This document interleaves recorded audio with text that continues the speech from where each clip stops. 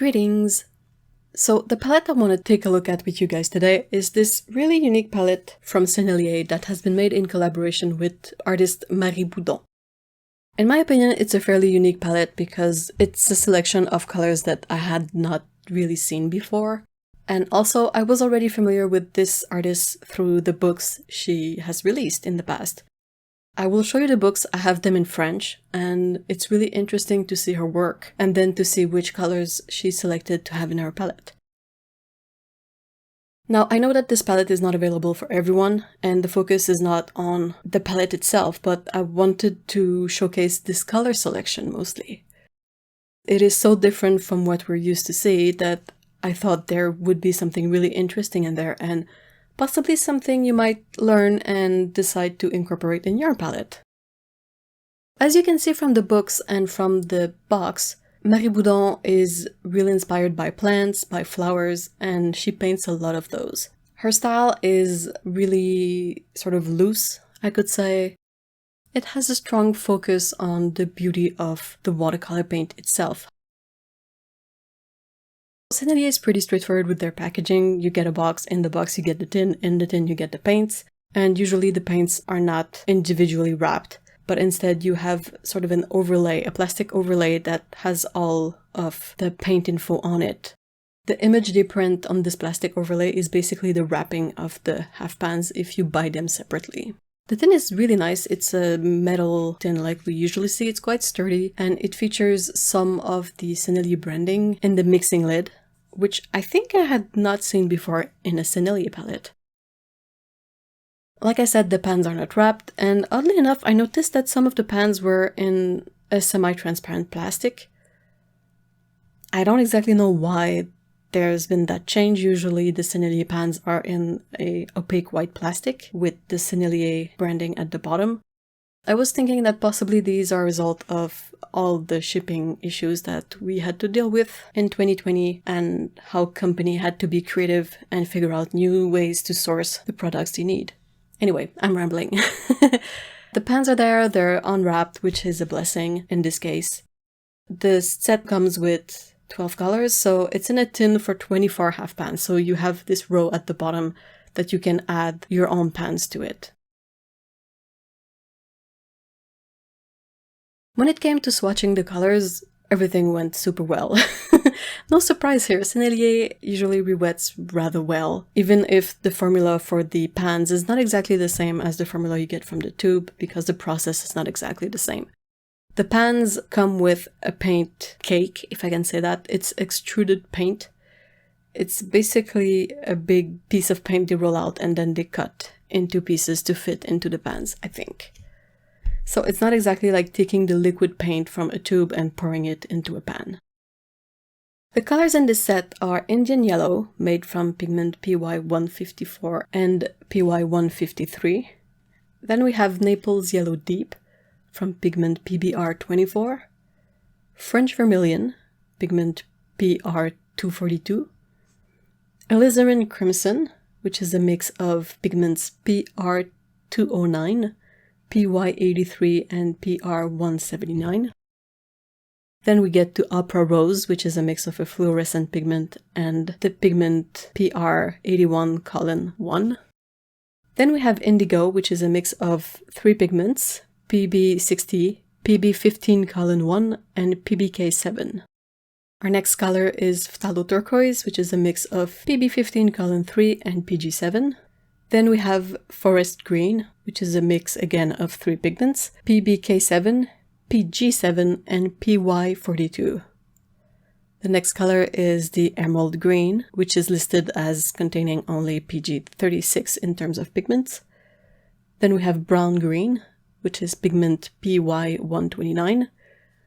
Greenish Umber, which is pigments PB60, PBK7, and PY83. And the last color is Raw Sepia, which is a mix of PBR7 and PBK7. Here I have the whole set swatched out. The swatches are dry and they have been really interesting to sort of figure out. This is definitely an unusual set. You can see by the kind of color that that are in it.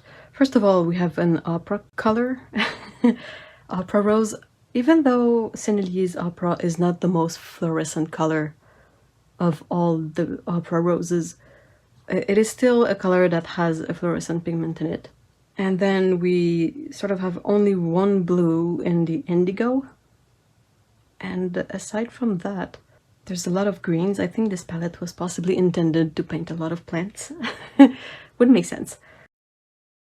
Personally, in terms of stuff that I had never really played with coming from Sennelier, there was this greenish umber color that I really ended up loving.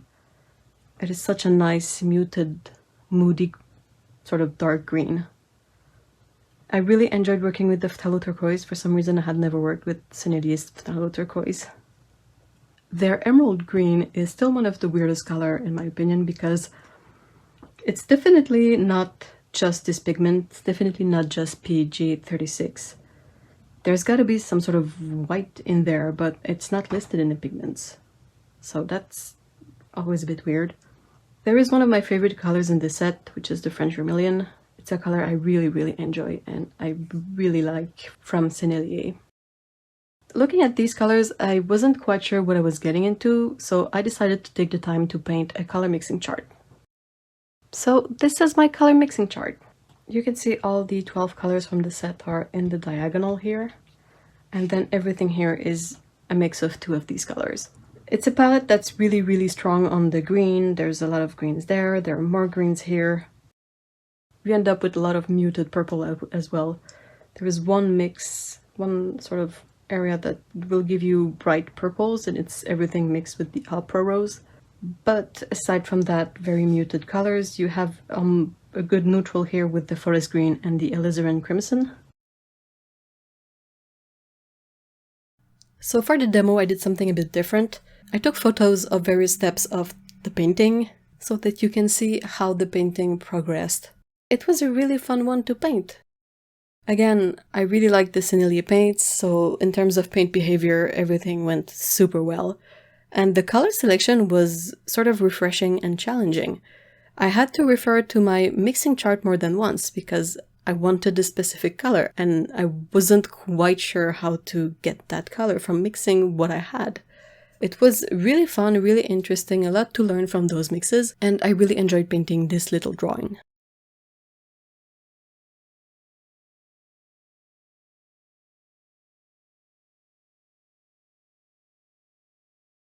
So using this as a reference, I figured out how to paint my demo painting that you saw in steps. And it was really fun to paint and really interesting to work with a palette that had so many greens in it. I took that in consideration when I decided to draw this and figure out how I'm going to paint it, which is why I ended up drawing a lot of evergreens in there. Because I knew that with those trees I could make the best of all the darker bluish greens that are here. And then for the grass I could go towards the more yellow greens that are over there. I also ended up using a bit of white gouache for some details, but aside from that, all the colors were made from this palette. This is a color selection I really enjoyed working with. It was super interesting to figure out these 12 colors and to find ways to use them, and also it allowed me to find one of my new favorite colors in the greenish umber here. What do you guys think of this color selection? Do you see it as something that would work for you? Let me know in the comments below, and also let me know if you are familiar with Marie Boudon's work. I would love to hear from you guys. Thank you very much for watching. Take care. Bye bye.